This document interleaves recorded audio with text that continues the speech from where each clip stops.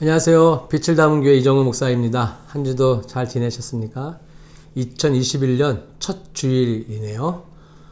올 한 해도 하나님께서 늘 함께하여 주시고 또 우리를 이끌어 주셔서 늘 푸른 초장으로 때로는 또한 선한 싸움에서 승리하는 저와 여러분 되기를 간절히 축복합니다.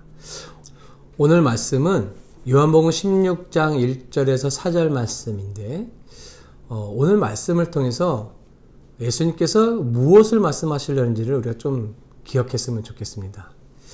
성경에서 하나님을 기억하라 이런 말씀이 참 많은 부분이 신명기에 나와 있습니다.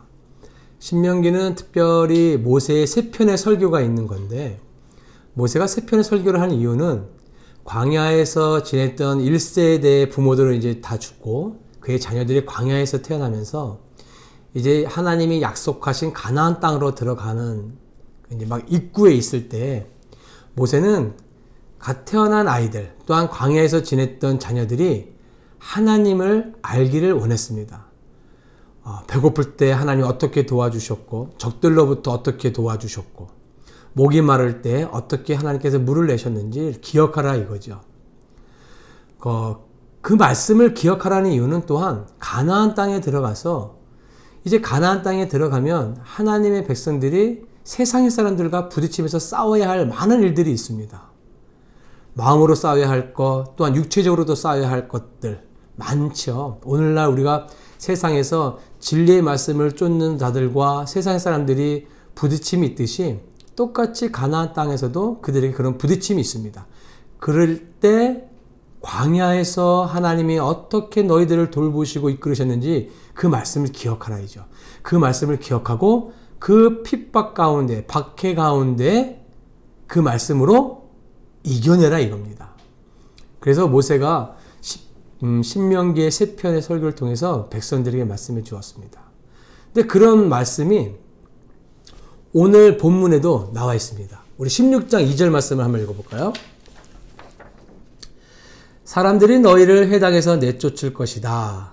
그리고 너희를 죽이는 사람마다 자기네가 하는 그런 일이 하나님을 섬기는 일이라고 생각할 때가 올 것이다.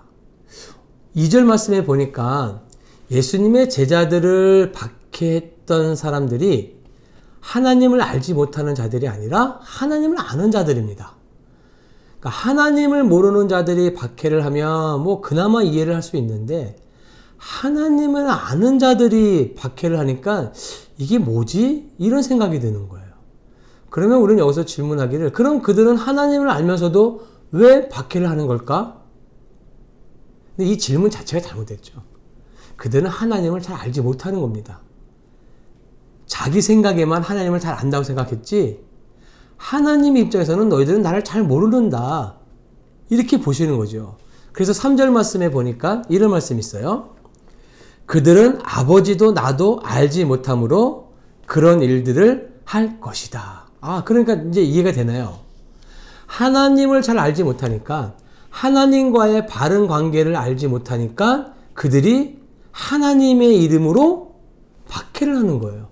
자기네 딴에는 하나님을 잘 섬긴다 생각했겠지요. 그러나 그것을 하나님은 잘 알지 못하는 행위였다는 겁니다. 이처럼 씁쓸하고 비극적인 일이 어디 있겠어요? 아마 혹시 이런 모습이 우리들에게 있지는 않은지 한번 점검해 봤으면 좋겠습니다. 그러면 이런 질문을 좀 할 수 있을 것 같은데 어떻게 하면 우리가 하나님과의 바른 관계를 내 삶 속에서 구체적으로 찾아낼 수 있을까? 그 문제를 4절 말씀에 예수님께서 말씀해 주고 계십니다. 내가 너희에게 이런 일들을 말하여 두는 것은 그 일들이 이루어지는 때가 올 때에 너희로 하여금 내가 한 말을 도로 생각나게 하려는 것이다. 또 내가 이 말을 처음부터 하지 않은 것은 내가 너희와 함께 있었기 때문이다. 이 말의 뜻이 뭐냐면 3년 동안 예수님은 제자들과 함께 있었어요. 그 3년 동안 수많은 일들이 있었었잖아요. 그때마다 예수님은 수시로 말씀을 해주셨어요. 예수님이 직접 옆에 계셨으니까. 그러나 이제 16장 이후에 이제 몇 시간 뒤면 예수님 십자가에 죽으시거든요. 그러면 제자들 눈앞에서 예수님이 없어지는 거예요. 사라지시는 거예요. 그러면 제자들에게 어떤 일들이 일어나겠어요? 아까 전절에서 말씀드렸듯이 하나님을 알지 못하는 자들이 아니라 오히려 하나님을 안다고 하는 자들이 제자들을 박해를 하잖아요. 그때마다 예수님이 옆에 계셔서 늘 말씀으로 힘을 주셨는데 이제 예수님이 안 계시니까 예수님이 뭐라 그러시냐면 내가 죽고 난 다음에도 너희들은 박해를 받지만 내가 너희들에게 했던 그 말씀을 기억해내라는 거예요. 기억하라 이거예요. 기억해서 그 박해 속에서 너의 믿음이 더욱더 순종적이고 성장하기를 예수님이 바라고 계신다는 거예요. 여러분, 하나님과의 바른 관계를 잘 하고 계십니까? 하나님과의 바른 관계를 한다는 것은 하나님을 안다는 건데, 하나님을 안다는 것은 그분이 하신 말씀을 우리가 잘 지킨다는 말씀이거든요. 근데 여러분 정말 하나님 말씀을 잘 지키고 계십니까? 우리 요한복음 14장 15절에 너희가 나를 사랑하면 내 계명을 지킬 것이다 라고 했어요. 그러니까 역설적으로 말한다면 말씀을 계명을 지키지 않으면 너는 나를 사랑하는 게 아니라는 거예요. 계명을 지키지 않으면 너는 나와 바른 관계를 가지고 있지 않다라는 거예요. 너만 하나님을 알고 있다 하면서 너 혼자 행한다는 거죠. 그럼 이거는 아까 제자들을 하나님을 아는 자들이 박해하는 그런 모습과 별다를 게 없어요. 그래서 여러분 다시 한번 점검하셔야 돼요. 정말 내가 하나님과의 바른 관계를 가지고 있는지 생각나게 하셔야 돼요. 순간순간마다 이 순간에 예수님이 나에게 말씀을 생각나게 해주셨으면 내가 막 화가 날 때 뭔가 싸움이 일어날 때 그 순간에 말씀이 생각나서 내가 이 순간을 이 상황을 잘 믿음으로 넘길 수 있으면 얼마나 좋을까라는 생각들 많이 하잖아요. 그런데 어떻게 그 순간에 말씀이 생각나시나요? 그게 참 쉽지가 않더라고요. 왜 그럴까요? 여러분, 이 말씀을 생각나게 하시고 가르치게 하시는 분은 성령님이라고 예수님이 말씀해 주셨어요. 기억나시나요? 요한복음 14장 26절에 그러나 보혜사 곧 아버지께서 내 이름으로 보내실 성령께서 너희에게 모든 것을 가르쳐 주시고 또 내가 너희에게 말한 모든 것을 생각나게 하실 것이다. 가르치고 생각나게 하시는 게 내가 하는 게 아니라 누가 하냐면 내 안에 계신 성령님이 하신다는 거예요. 그럼 여러분 우리가 해야 할 것은 두 가지가 있어요. 그게 뭐냐면 첫째는 내 안에 계신 성령님을 여러분 계속 찾으셔야 돼요. 순간순간마다 기도하시면서 찾으셔야 돼요.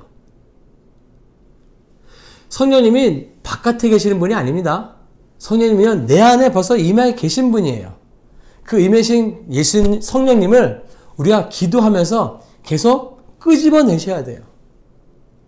자, 그러면 성령님께서 내가 가지고 있는 말씀과 내가 가지고 있는 말씀들을 성령님이 생각나고 가르치게 해주시는데 그럼 내가 가지고 있는 게 있어야죠. 말씀이 있어야 되잖아요. 어떻게 하셔야 되겠어요? 게을리지 않게 말씀을 읽고 듣고 그 말씀을 마음에 품으셔야 돼요. 그게 없으면요 생각날 것도 없고 가르칠 것도 없어요. 그러니까 이 말씀을 부지런히 읽는 것과 듣는 것을 게을리해서는 안 돼요, 여러분. 부지런하셔야 돼요. 그러니까 예수님께서는 하나님께서는 광야에 있었던 백성들에게 모세를 통해서 하나님의 말씀을 기억하라 했던 것처럼 그때는 말씀이 없었으니까 그들이 보았던 거, 기억했던 것들을 끄집어내는 거잖아요. 오늘날에는 하나님께서 우리에게 66권의 성경을 주셨어요. 하나님의 말씀이고 하나님이 그 안에 있어요. 하나님과의 바른 관계를 위해서는요, 그 안에 모든 것이 다 기록되어 있어요. 그거를 읽지 않고 지키지 않으면서 하나님을 사랑한다는 것은 이건 앞뒤가 맞지 않는 말이에요. 오늘서부터 2021년을 출발했으면 좋겠습니다. 어떻게? 내 안에 계신 성령님과 함께 말씀을 끄집어내어서 그 말씀대로 우리가 직장에서, 가정에서 행할 수 있는, 살아있는 말씀으로 우리가 실천해 갈 수 있는 귀한 말씀이 되기를 간절히 축복합니다. 기도하겠습니다. 사랑의 하나님 감사합니다. 2021년이 시작되었습니다. 하나님, 올 한 해도 예전에도 그렇게 해주셨던 것처럼 올해도 하나님께서 늘 우리와 함께하여 주시고 동행하여 주셔서 늘 푸른 초장으로 하나님 인도하여 주시고 때로는 악의 골짜기로 갈지라도 그 길에서 말씀의 등불을 따라 그 좁은 길로 우리가 갈 수 있는 믿음도 용기도 우리에게 허락하여 주시옵소서. 늘 선한 싸움에서 승리하는 우리 모두가 될 수 있도록 인도하여 주시옵소서. 감사합니다. 예수님의 이름으로 기도합니다. 아멘.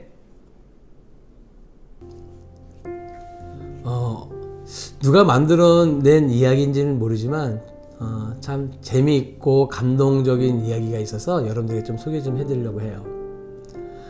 두 형제가 있었는데 유치원 두 형제입니다. 첫째, 둘째가 있는데 남자아이인데 1년이 지나고 나니까 형아가 이제는 초등학교에 입학하게 된 거예요. 둘째는 이제는 유치원을 혼자 가게 된 거죠. 처음에 형하고 같이 갈 때는 두려운 것도 없었고 재미있었고 겁나는 것도 없었는데 이제 혼자 가게 되니까 두려운 거예요.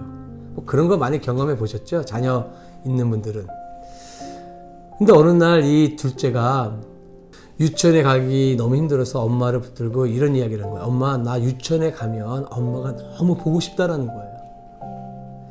그랬더니 이 엄마가 이 아이를 앉혀놓고 이렇게 말을 해주는 거예요. 자, 그러면 우리 이렇게 하자.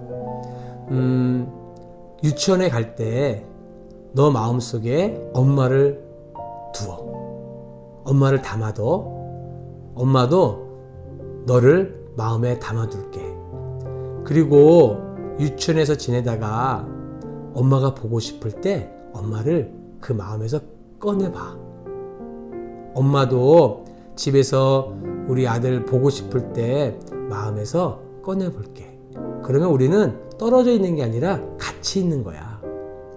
그렇게 아들에게 말을 해주고 며칠이 지났어요. 둘째 아들이 집에 오더니만 엄마를 꽉 안으면서 이런 말을 하는 거예요. 엄마, 나 오늘 엄마 10번 꺼내봤다? 저는 이 문구를 보는 순간 두 가지의 마음이 들었어요. 그 아이가 꺼내본 건 엄마일 텐데 또 하나는 뭘까? 그 하나는 엄마의 말이었어요. 엄마의 말을 기억했다는 거죠. 여러분, 예수님께서 이 이야기와 똑같은 말씀을 우리에게 주셨어요. 요한복음 14장 20절이에요. 그날에 너희는 내가 내 아버지 안에 있고 너희가 내 안에 있고 또 내가 너희 안에 있음을 알게 될 것이다. 여러분 기억하십시오. 내 안에 예수님 계시고요. 예수님 안에 내가 있습니다. 이제 우리가 삶 속에서 내 안에 계신 예수님을 얼마만큼 많이 꺼내냐가 승부인 것 같아요. 직장에서, 가정에서 내 안에 계신 예수님, 예수님은 그 말씀이시잖아요. 그 말씀을 얼마만큼 많이 기억해내서 꺼내는지, 그 꺼낸 수만큼이 하나님과의 바른 관계라고 저는 생각합니다. 여러분, 그런 바른 관계 하나님 잘 유지해 갈 수 있는 저와 여러분 되길 간절히 축복합니다. 승리하세요.